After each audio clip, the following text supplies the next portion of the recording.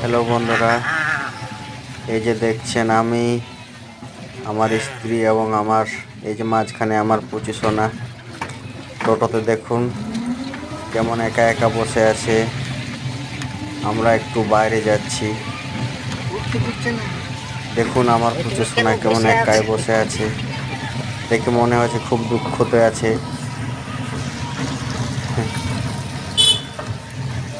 ছোট্ট সোনা, আমার মেয়ে দেখতে কেমন সবাই জানাবেন কমেন্টে।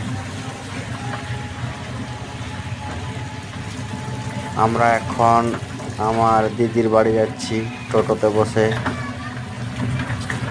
আমার ছোটদির বাড়ি সামনেই ডিশের গড়ে।